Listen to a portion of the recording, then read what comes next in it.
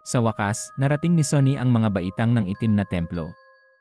Sinimulan niya ang pag-akyat sa mga ito, hindi napapansin ang libu-libong mga buto na nakakalat sa paligid. Ang mga buto na ito ay dating pag-aari ng mga tao at halimaw. Lahat sila ay pinatay ng mga hindi nakikitang tagapagbantay na nananatili pa rin sa paligid ng templo. Habang umaakyat si Sonny sa mga baitang, isa sa mga walang hugis na tagapagbantay ay lumapit sa kanya. Handa na nitong patayin ang sinag ng buhay na mahina ang pagkasunog sa dibdib ng nagpapahamak, ngunit pagkatapos ay tumigil, nararamdaman ang isang mahinang, kakaibang pamilyar na amoy na nagmumula sa kanyang kaluluwa. Ang amoy ng kabanalan.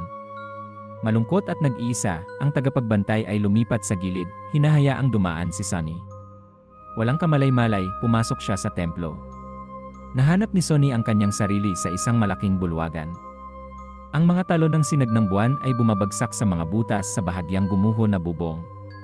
Ang malalim na mga anino ay nakapaligid sa mga bilog ng pilak na liwanag, hindi nangangahas na hawakan ang mga ito. Ang sahig ay natatakpan ng nyebe at yelo. Sa dulong bahagi ng bulwagan, isang malaking altar ay ginawa mula sa isang piraso ng itim na marmol. Iyon lamang ang bagay sa loob ng templo na hindi nahawakan ng nyebe. Nakalimutan kung bakit siya napunta rito, si Sonny ay nagtungo sa altar. Gusto niya lang matulog. Ang altar ay tuyo, malinis, at kasing lapad ng isang kama. Umakyat si Sonny dito at humiga. Tila mamamatay na siya. Okay lang sa kanya. Sinubukan ni Sonny na ipikit ang kanyang mga mata, ngunit napigilan ng isang biglaang ingay na nagmumula sa direksyon ng pasukan ng templo. Inikot niya ang kanyang ulo upang tumingin kahit na wala siyang kaunting pag-usisa. Ang kanyang makikita ay magpapatakbo ng mga panginginig sa kanyang gulugod kung hindi siya gaanong malamig, pagod at walang pakialam. Si Mountain King ay nakatayo roon, nakatingin sa kanya gamit ang 5 bulag na mata. Napakalaki pa rin ito, nakakatakot at nakakasuka. Ang mga hugis bulete ay patuloy na gumalaw ng mabilis sa ilalim ng balat nito. Inaamoy nito ang hangin, naglalaway. Pagkatapos ay binuksan nito ang bibig at sumulong, dahan-dahang papalapit sa altar. Ano kayang pangit na hayop, naisip ni Sonny at biglang hinawakan ang kanyang dibdib, nagkakaroon ng isang pag-atake ng masakit na pag-ubo. Ang duguan na bula ay lumipad mula sa kanyang bibig at nahulog sa altar. Gayunpaman, agad itong sinipsip ng itim na marmol. Isang segundo pa, ito ay kasing linis ng dati. Malapit nang maabot ni Sonny ang tirano. Iniunat na nito ang mga kamay upang hawakan siya. Sa tingin ko ito na ang katapusan, naisip niya, sumuko sa kanyang kapalaran. Ngunit sa huling segundo, bigla, ang tinig ng sumpa ay nag-ugong sa madilim na templo. Inialay mo ang iyong sarili bilang isang sakripisyo sa mga Diyos. Ang mga Diyos ay patay na at hindi ka maririnig. Ang iyong kaluluwa ay may marka ng kabanalan. Ikaw ay isang alipin ng templo. Gumigising si Shadow God sa kanyang walang hanggang pagtulog. Nagpapadala siya ng pagpapala mula sa kabilang buhay. Anak ng mga anino, tanggapin ang iyong pagpapala. Sa ilalim ng nagtatakang mga mata ni Sonny, ang mga anino na nagsisiksikan sa malaking bulwagan ay biglang gumalaw na parang nabubuhay. Ang mga galamay ng kadiliman ay sumugod pasulong, pinagtagpo ang mga braso at binti ni Mountain King. Ang makapangyarihang tirano ay nagpumiglas, sinusubukang makalaya. Ngunit paano nito malalabanan ang kapangyarihan ng isang Diyos? Hinila ng mga anino si Mountain King pabalik, hinihila sa iba't ibang direksyon. Binuksan ng tirano ang bibig nito, at isang galit na dagundong ang lumabas dito. Sa susunod na segundo, ang katawan nito ay sumabog, napunit sa mga piraso. Ang dugo, laman loob at mga putol-putol na paa ay nahulog sa sahig sa isang pulang buhos. Ganun na lang, ang kakilakilabot na nilalang ay patay na. Kumurap si Sonny. Muli, siya ay nag-iisa sa mga guho ng templo. Ang malaking bulwagan ay madilim at tahimik. At pagkatapos ay bumulong ang sumpa. Pinatay mo ang isang nagising na tirano, si Mountain King. Gumising ka, Sonless. Tapos na ang iyong bangungot. Maghanda para sa pagsusuri. Nahanap ni Sonny ang kanyang sarili sa isang espasyo sa pagitan ng panaginip at katotohanan. Ito ay isang walang katapusang itim na kawalan na iluminado ng napakaraming bituin. Sa pagitan ng mga bituing iyon, ang hindi mabilang na mga hibla ng pilak na liwanag ay hinabi sa isang maganda at hindi maisip na komplikadong lambat na bumubuo ng iba't ibang mga nexus at konstelasyon. Ito ay tunay na nakamamanghang. Sa paanuman, naunawaan ni Sonny na nakikita niya ang panloob na gawain ng nightmare spell. Hindi rin niya mapigilan ang pag-isip na ito ay mukhang katulad ng celestial na katumbas ng isang neural network.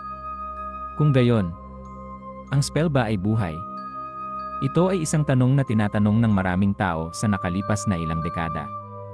Ang pinakamahusay na sagot na naisip nila ay walang paraan upang malaman. Ang spell ay hindi buhay o patay, hindi matalino o walang pag-isip.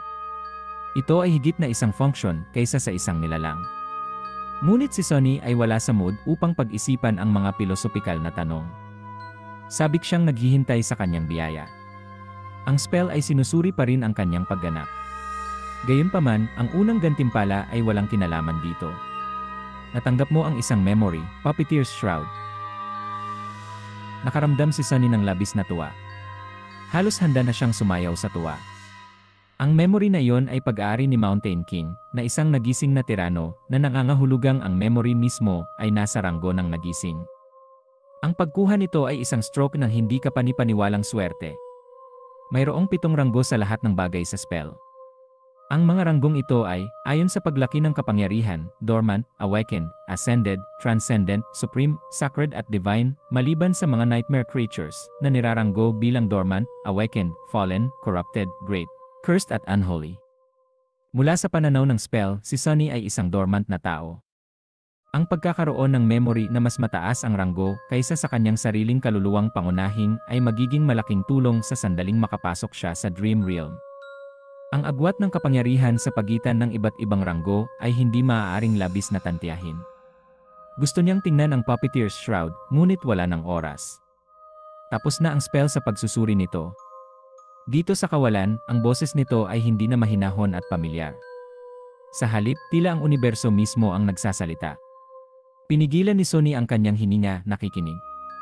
Aspirant, tapos na ang iyong pagsubok. Isang walang pangalang alipin ang umakyat sa Black Mountain. Parehong mga bayani at halimaw ang nahulog sa kanyang kamay. Hindi nasira, pumasok siya sa mga guho ng templo ng isang matagal nang nakalimutang Diyos at ibinuhos ang kanyang dugo sa banal na altar. Ang mga Diyos ay patay na at gayunpaman nakinig sila. Natalo mo ang isang dormant na halimaw, Mountain King's larva. Natalo mo ang 3 dormant na tao, ang mga pangalan ay hindi alam. Natalo mo ang isang nagising na tao, Oro of the Nine. Natalo mo ang isang nagising na tirano, Mountain King. Natanggap mo ang pagpapala ng Shadow God. Nakamit mo ang imposible. Pinal na pagsusuri, maluwalhati. Ang iyong pagtataksil ay tunay na walang hangganan. Ang huling bahaging iyon ay hindi talaga kinakailangan, ayon kay Sonny, ngunit medyo nasiyahan pa rin siya sa papuri mula sa spell. Pakiramdam niya ay mataas ang kanyang mga pagkakataon na umunlad ang kanyang aspeto sa isang nagising o kahit isang umakyat. Ang kanyang pangkalahatang kapangyarihan ay nakasalalay pa rin sa ranggo ng kanyang kaluluwang pangunahing na mananatiling dormant hanggang sa kalaunan. Ngunit ang ranggo ng aspeto mismo ay gagawa ng mga kababalaghan para sa kanyang pangkalahatang potensyal. Dreamer Sonless, tanggapin ang iyong biyaya. Hindi na siya isang aspirant. Ngumiti si Sonny. Ibinigay sa iyo ang isang tunay na pangalan na wala sa liwanag. Nangangapa ang kanyang panga. Isang tunay na pangalan. Nakatanggap siya ng tunay na pangalan. Hindi kailanman sa kanyang mga ligaw na pangarap ay pinangarap ni Sonny na maging isa sa mga piling tao upang makamit ang gayong tagumpay at sa kanyang unang bangungot pa. Kahit na ang lahat ng mga santo ay hindi magyayabang na mayroon nito. Siya ay isang piling tao na ngayon, isang tunay na cream of the crop. Magiging mayaman siya. Ngunit ang mga gantimpala ay patuloy na dumarating. Ang iyong aspeto ay handa ng umunlad. Umunlad ba ang aspeto? Anong klaseng tanong iyon? Kinuha ni Sonny ang kanyang mga daliri at sinabing di. Ang dormant aspect temple slave ay umuunlad. Bagong aspeto ang nakuha. Ranggo ng aspeto, divine. Nabuwal si Sonny. Pangalan ng aspeto, shadow slave. Divine, ito ay divine. Nakatayo si Sonny sa kanyang mga tuhod, tulala. Ang pagkabigla ay napakalaki na sa isang segundo ay nawalan siya ng kontrol sa kanyang mga paa at bumagsak. Sinabi nitong, divine, tama. Itinaas niya ang isang nanginginig na kamay at hinimas ang kanyang mga mata, tinitiyak na siya ay gising. O sa halip ay may malay dahil, teknikal, natutulog pa rin siya sa ilalim ng lupa ng istasyon ng pulisya. Nalilito sa lahat ng terminolohiyang ito, tahimik na tinawag ni Sonny ang mga rune at natagpuan ang mga linya na naglalarawan sa kanyang aspeto. Aspeto, Shadow Slave. Ranggo ng aspeto, Divine. Paglalarawan ng aspeto, ikaw ay isang mahimalang anino na naiwan ng isang patay na Diyos. Bilang isang banal na anino, mayroon kang maraming kakaiba at kahanga-hangang kapangyarihan. Gayunpaman, ang iyong pag-iral ay walang laman at nag-iisa, pinagdadalamhati mo ang pagkamatay ng iyong dating Panginoon at naghahangad na makahanap ng bago. Likas na kakayahan, Shadow Bond. Paglalarawan ng kakayahan, maghanap ng karapat-dapat na Panginoon at ipaalam sa kanila ang iyong tunay na pangalan. Kapag binigkas nila ito ng malakas, ikaw ay maiugnay sa kanilang kalooban, hindi kayang sumuway sa anumang utos. Hindi nararapat para sa isang anino, lalo na sa isang banal, na maglakad-lakad ng walang Panginoon. Iyon ay maraming dapat pag-isipan. Una sa lahat, naramdaman ni Sonny na bumilis ang tibok ng kanyang puso. Narinig niya ito ng tama. Ang lahat ng paghihirap at kakilakilabot na naranasan niya sa unang bangungot ay nagbayad sa huli. Isang banal na aspeto, nakatanggap siya ng isang banal na aspeto. Ang anumang nasa itaas ng nagising ay bihira at napakahalaga. Ang mga taong may ascended na aspeto ay sapat na bihira upang pag-awayan ng iba't ibang mga paksyon. Ang mga paksyon mismo ay itinayo sa paligid ng mga nag-iisang makapangyarihang tao na may transcendent o supreme na aspeto. At hindi niya kailanman narinig ang sinumang nakakuha ng divine. Kailanman.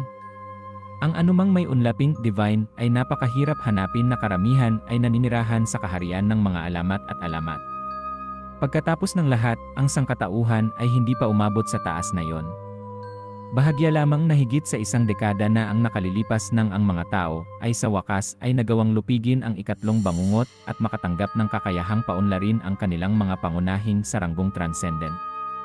Bilang mga transcendent o mga santo, gaya ng tawag sa kanila sa totoong mundo, ang mga makapangyarihang nagising ay namamahala sa dream realm, ngunit kahit sila ay hindi nangahas na harapin ang mga nightmare creatures ng mas mataas na ranggo.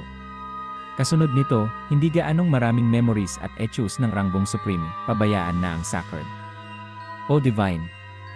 Ganoon din ang mga aspeto. At gayon pa man nakuha lang ni Sonny ang isa. Umiti siya, hinimok ng tuwa at kayabangan.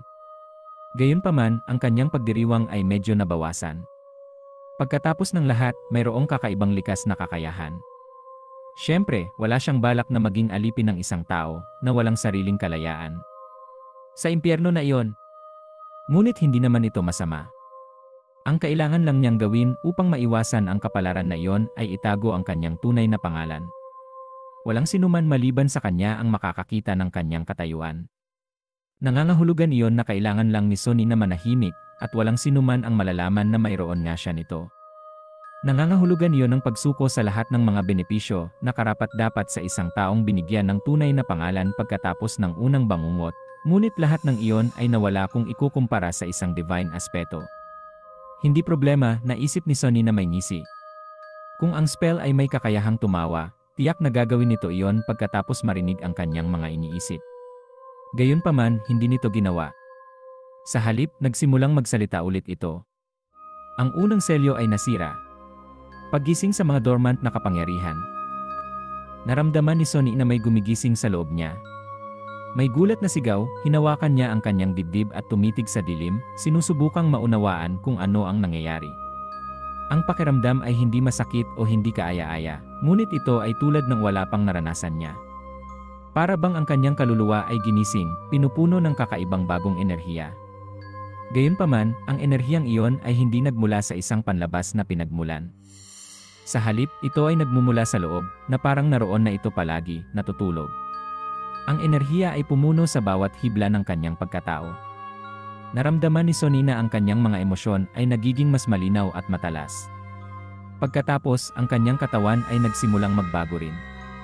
Pakiramdam niya ay parang isang maliit na bituin ang nasusunog sa gitna ng kanyang dibdib. Ang mga alon ng init ay nagmumula rito, dahan-dahang umaabot sa kanyang tiyan at balikat, pagkatapos ay ang kanyang mga braso at binti, pagkatapos ay ang kanyang mga kamay at paa. Sa ilalim ng init na yon, ang kanyang mga buto, kalamnan, organo at mga daluyan ng dugo ay muling itinatayo at binubuhay. Pakiramdam ni Sonny na siya ay muling isinilang. Nagiging mas malakas, mas mabilis, at mas malusog siya. Ito ay euphoric. Sa bawat segundo, ang kanyang pagbabago ay nagiging mas malalim. Isang bagong kumpiyansa ang nanatili sa puso ni Sonny. Hindi na siya isang mahina, marupok na batang lansangan. Hindi na siya mahina laban sa sinumang gustong manakit sa kanya gaya ng dati. Gamit ang kanyang mga kapangyarihang nagising at ang kanyang kalooban na pinatibay ng mga kakilakilabot ng unang bangungot, siya ay isang taong ayaw mong kalabanin. Pagkaraan ng ilang sandali, ang bituin na nasusunog sa kanyang dibdib ay sa wakas ay lumamig. Ang init ay napalitan ng isang nakakapagpakalmang lamig. Ang lamig na iyon ay dumaan sa katawan ni Sonny, inaalis ang lahat ng mga sakit at kakulangan sa ginhawa na naipon doon sa mga nakaraang taon. Pagkatapos ay umakyat ito, umabot sa kanyang utak at, sa wakas, sa kanyang mga mata. Ang kanyang paningin ay kakaibang nagdoble. Makikita pa rin niya ang kawalan na tinitirhan ng walang katapusang pattern ng mga bituin. Ngunit nakakita rin siya ng ibang bagay. Isang tahimik, kalmadong madilim na dagat na iluminado ng isang nag-iisang itim na araw. Mula sa kanyang dating kaalaman, alam ni Sonny na ito ang kanyang tinatawag na dagat ng kaluluwa. Ngunit alam din niya na dapat itong magmukhang iba. Para sa mga nagsisimula, dapat itong maging mas masigla. Ang bituin na nakasabit sa itaas, ang visual na representasyon ng kanyang kaluluwang pangunahin, ay dapat na nasusunog na may maliwanag na liwanag, pinupuno ang dagat ng kaluluwa ng isang mainit, nakasisilaw na ningning. Gayunpaman, ang kaluluwa ni Sonny ay madilim at walang liwanag. Iyon ay kakaiba. Tumingin siya sa itim na araw. Sa mas malap na pagsusuri, ito ay talagang naging transparent. Ganoon lang na walang ibang pangunahing pinagmumulan ng liwanag sa paligid, ang bituin ay tila kasing dilim ng mga paligid nito. Gayon din, walang sinuman ang dapat na narito maliban sa kanya. Ito ang kanyang kaluluwa pagkatapos ng lahat.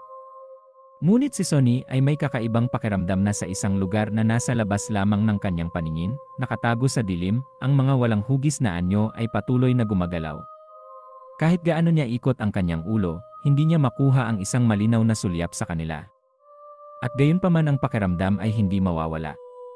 Hindi nagnanais na sayangin ang anumang oras dito ngayon, si Sonny ay bumalik sa itim na araw at sa wakas ay nakakita ng dalawang globo ng liwanag na umiikot sa paligid nito, na parang nahuli sa gravity well ng kaluluwang pangunahing. Isang banayad na ngiti ang lumitaw sa kanyang mukha. Ito ang kanyang mga memories, Silver Bell at Puppeters Shroud. Mamaya, magkakaroon ng dose-dosenang mga globo dito. Kung siya ay mapalad, makakakuha pa nga siya ng isa o dalawang etyo. Ang tinig ng spell ay biglang hinila siya palabas ng dagat ng kaluluwa. Paggising sa kakayahan ng aspeto. Ito na. Ang sandali ng katotohanan, naisip ni Sonny. Banal na aspeto man o hindi, ang kanyang agarang kinabukasan ay nakasalalay pa rin sa unang kakayahan ng aspeto na kanyang matatanggap. Ang kanyang papel sa Dream Realm ay batay sa mga katangian nito. Kung ito ay isang kakayahang makipaglaban, siya ay magiging kapaki-pakinabang sa mga harapan ng madugong mga labanan laban sa mga nightmare creatures. Kung ito ay nakatali sa pangkukulam, malamang na siya ay magiging isang makapangyarihan, ngunit marupok na range fighter. Kung ito ay isang bagay na may kinalaman sa utility, siya ay magiging isang napakahalagang bahagi ng mga gawain sa likod ng mga eksena ng Dream Realm. Ang mga kakayahang utility ay lubos ding pinahahalagahan sa totoong mundo, kung saan ang mga nagising ay gumaganap ng maraming gawain na nagpapanatili nito. Kung siya ay mapalad, maaari pa nga siyang maging isang manggagamot. Ang mga manggagamot ay napakabihira at dahil dito, hinahangad ng mga espesyalista. Kakayahan ng aspeto ang nakuha. Pangalan ng kakayahan ng aspeto, Shadow Control. Nagmadali si Sonny na tawagin ang mga rune. Gusto niyang pumunta sa paglalarawan ng kanyang bagong kakayahan kaagad, ngunit pagkatapos ay nagpa siya na tingnan muna ang kanyang pangkalahatang impormasyon. Pangalan, Sunless. Tunay na pangalan na wala sa liwanag. Ranggo, mananaginip. Shadow Core, Dormant. Mga fragment ng anino, 12 paghahati 1,000. Ano? Ano yon? Kung saan ang ranggo ng kanyang kaluluwang pangunahing ay dapat na nakasulat, isang mahiwagang Shadow Core ang lumitaw sa halip. Tumingin si Sonny dito, kumukurap. Hindi pa niya narinig ang sinumang may ibang uri ng pangunahing. Ganoon ba siya kanatatangi? Ang mahiwagang shadow core na ito ay tiyak na magpapaliwanag kung bakit ang kanyang dagat ng kaluluwa ay mukhang kakaiba. At gayon din, inilipat niya ang kanyang mga mata pababa, napansin ang counter na mga fragment ng anino. Karaniwan, dapat mayroong isang indikasyon ng bilang ng mga piraso ng kaluluwa na natupok. Gayunpaman, wala ito. Mayroon ba akong ganap na kakaibang landas ng pag-unlad kaysa sa lahat ng nagising? Ang ideya ay kasing kapanapanabik ng pagiging nakakatakot. Ang hindi na kailangang makipaglaban para sa mga mapagkukunan sa sinuman ay isang hindi kapanipaniwalang kalamangan. Karamihan sa lipunan ng tao sa Dream Realm ay itinayo sa paligid ng pagkuha ng mga piraso ng kaluluwa. Kung hindi ko kailangan na tipunin ang mga ito upang umunlad, hindi lamang ako magiging mas makapangyarihan ng may hindi kapanipaniwalang bilis, magiging ganap din akong self-sufficient. Sa kabilang banda, wala siyang ideya kung paano makuha ang mga fragment ng anino na ito. Gayunpaman, nakakuha na siya ng 12 sa mga ito, kaya anuman ito ang kailangan niyang gawin, nagawa na niya ito sa unang bangungot. Kailangan kong siyasatin ito ng mabuti. Nasiyahan sa desisyon na ito, nagpatuloy si Sunny sa pag-aaral ng mga rune. Mga memories, Silver Bell, Puppeteer's Shroud. Mga etus. Mga katangian, Fated, Mark of Divinity, anak ng mga anino. Aspeto, Shadow Slave. Ranggo ng aspeto, Divine. Mga kakayahan ng aspeto, Shadow Control. Paglalarawan ng kakayahan ng aspeto, ang iyong anino ay mas malaya kaysa sa karamihan. Ito ay isang napakahalagang katulong. Ano ang ibig sabihin niyan? Pinigilan ni Sunny ang kanyang hininga at nagsimulang basahin muli ang paglalarawan, ngunit sa sandaling iyon, isang bagong hanay ng mga rune ang lumitaw sa ibaba nito. Kasabay nito, ang tinig ng spell ay nag-ugong sa itim na kawalan. Ang lahat ng kapangyarihan ay may presyo. Nakatanggap ka ng isang kapintasan. Ang iyong kapintasan ay... Binasa ni Sunny ang mga rune at nanlaki ang kanyang mga mata sa takot. Oh, hindi. Hindi. Ipinikit niya ang kanyang mga mata, pagkatapos ay binuksan muli, umaasang mawawala ang mga rune. Sana mawala na kayo. Sana. Ngunit naroon pa rin ang mga rune, bahagyang kumikinang, na tila nang aasar sa kanya. Kapintasan, malinis na konsensya. Paglalarawan ng kapintasan, hindi ka maaaring magsinungaling. Tinitigan ni Sunny ang tatlong simpleng salitang ito, nakaramdam na parang may walang hanggang bangin na bumubukas sa ilalim mismo ng kanyang mga paa. Ang spell, na karaniwan ay pabiro sa mga paglalarawan nito, ay nagpa siyang maging diretsyo at tama sa pagkakataong ito. Tatlong salita lamang. Wala siyang magawa. Hindi pwedeng magsinungaling. Hindi ako pwedeng magsinungaling. Ako? Paano ako mabubuhay kung hindi ako pwedeng magsinungaling?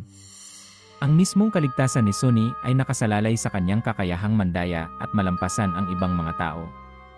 Kahit ang spell mismo ay binati siya sa kanyang pagtataksil. Kung wala ang kakayahang magsinungaling, wala siyang magagawa. At hindi pa nababanggit. Biglang naramdaman niya na parang hihinto na ang kanyang puso. Kung masasabi lang niya ang totoo, paano niya itatago ang kanyang tunay na pangalan? Hindi ba maaaring gawin siyang masunuring alipin ng sinuman sa pamamagitan lamang ng pagtatanong ng ilang inosenteng tanong? Halos sumigaw at sumpay na si Sunny, ngunit sa sandaling iyon, nagsalita muli ang spell. Gumising ka, nawala sa liwanag. Umiikot at nawala ang itim na kawalan. Binuksan ni Sunny ang kanyang mga mata. Ang nakabaluti na kisam ng vault ng istasyon ng pulisya ay nakasabit sa itaas niya. Walang sinuman ang tatawag sa aesthetics nito na maganda, ngunit para sa kanya, ito ang pinakamagandang tanawin. Ngayon lang niya napagtanto kung gaano niya na-miss ang totoong mundo. Ligtas at pamilyar ito. Walang mga halimaw o mga mang-aalipin, mabuti naman, opisyal. Walang patuloy na takot sa pagpapahirap na kamatayan. Ito ang tahanan. Bukod pa rito, nakaramdam si Sunny ng hindi kapanipaniwala. Ang lamig na gumapang sa kanyang mga buto sa panahon ng bangungot ay nawala na, dala ang lahat ng sakit na dinadanas ng kanyang sugatang katawan araw-araw. Ang kanyang mga paa at pulso ay hindi na nasasaktan, nakalimutan na ng kanyang likod ang kagat ng latigo, at makakahinga na rin siya nang hindi nararamdaman ang matutulis na gilid ng kanyang sirang mga tadyang na lalong sumasaksak sa kanyang baga. Anong biyaya? Ang biglaang pagkawala ng sakit, kasama ang bagong sigla na pumuno sa kanyang katawan, halos nagpaiyak kay Sonny. Nabuhay nga ako. Dahan-dahan siyang tumingin pababa at pagkatapos ay natigilan, walang hininga. Sa isang murang upuang plastik na inilagay sa tabi ng kanyang reinforced medical bed, ay nakaupo ang pinakamagandang babaeng nakita niya. Mayroon siyang maikli, itim na buhok at yelong asul na mga mata. Ang kanyang walang kamali-mali na balat ay makinis, malambot at kasing puti ng niebe. Sa totoo lang, ito ang unang pagkakataon na nakakita si Sonny ng isang taong kasing puti niya. Gayunpaman, habang ang kulay ni Sonny ay mukhang kakaiba at hindi malusob, ang magandang estranghero ay hindi maikakaila na kapansin-pansin. Mukhang nasa huli niyang 20s ang babae. Nakasuot siya ng maitim na asul na uniforme na may pilak na epaulet at itim na leather boots. Ang jacket ng kanyang uniforme ay nakabukas, na nagpapakita ng itim na tank top sa ilalim. Sa kasalukuyan, iniunat niya ang kanyang mga braso sa itaas ng kanyang ulo, malinaw na nababagot at inaantok. Pinilit ng kilos ang manipis na tela na humigpit, na mapang-akit na binibigyang diin ang kanyang mga dibdib. Na mesmerize, halos hindi napansin ni Sonny na mayroong shoulder insignia sa kaliwang manggas ng babae. May 3 bituin dito. 3 bituin, ha, naisip niya, nalilibang. 3 bituin ay nangangahulugang isang umakyat, ha. Teka. Isang umakyat. Ngunit bago pa lubos na maunawaan ni Sonny ang kahulugan ng salitang ito, napagtanto niya na nakatingin din sa kanya ang babae. Ano ang tinitingnan mo? Sabi niya, walang kaunting humor sa kanyang boses. Kumurap si Sonny ng ilang beses, nahihiya at mabilis na naghanap ng dahilan. Pagkatapos ay binuksan niya ang kanyang bibig at sumagot. Ang iyong mga suso. Isang segundo pa, nanlaki ang kanyang mata sa lubos na takot. Dahil hindi niya naman balak sabihin ang mga salitang iyon. Ang kanyang bibig ay gumalaw sa sarili nitong. Isang alon ng takot ang biglang lumunod sa kanyang isipan.